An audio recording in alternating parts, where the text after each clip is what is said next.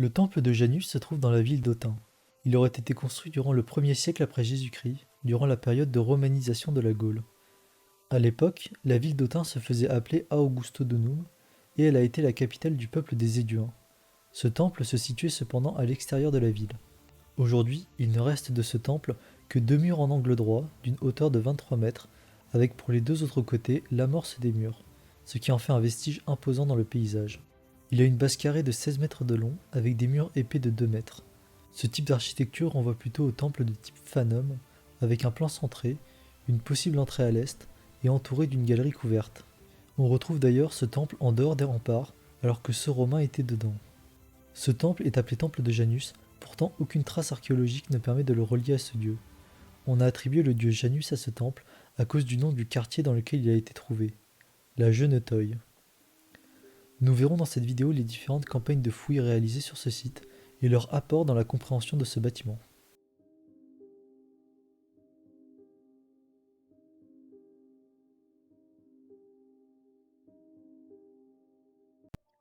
Ce site archéologique a été abondamment fouillé. Les premières fouilles archéologiques ont commencé en 1871 par Jacques-Gabriel Bulliot, mais il s'agissait de fouilles de faible ampleur et surtout réalisées à une époque où l'archéologie en est encore à ses balbutiements. Ce site, malgré son caractère exceptionnel, n'aura pas de grands projets de recherche à cette époque. Durant les années 1970, une importante sécheresse va permettre de montrer l'importance archéologique de ce quartier grâce à des photos aériennes. En 1980, Alain Rebourg organise des fouilles et réalise des sondages, mais c'est réellement durant les années 2000 que ce site va prendre de l'ampleur en termes de recherche archéologique. En 2009, une campagne de prospection géophysique est réalisée par Peter Haupt. La prospection géophysique permet de sonder le sol et de détecter les vestiges sans avoir à creuser. C'est une méthode dite non destructive. On retrouve dans la prospection géophysique plusieurs techniques, comme la prospection magnétique ou électrique. Cette campagne est réalisée sur 3,5 hectares au sud-est du temple de Janus. Cette prospection permet de confirmer la présence de vestiges déjà référencés et la mise au jour de beaucoup d'autres inédits, ce qui permet de mieux comprendre le complexe cultuel gallo-romain avec la présence d'un portique autour du temple.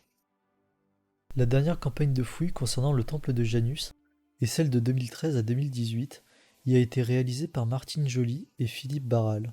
La fouille de 2013 a permis de comprendre l'utilisation de ce temple durant la période médiévale. Ce bâtiment faisait partie d'un système d'enceinte fossoyée en le réutilisant pour en faire une tour. Ce système de défense est daté du XIe et XIIe siècle.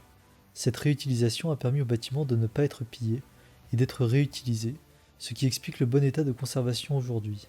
Des prospections géophysiques faites ont permis de compléter le plan de l'enceinte néolithique qui avait été découverte lors des opérations de photographie aérienne des années 1970. Beaucoup de traces de trous de poteaux ont été mises au jour au-delà de l'enceinte, ce qui montre une construction de bâtiments importante, car à l'époque les structures étaient construites sur des poteaux.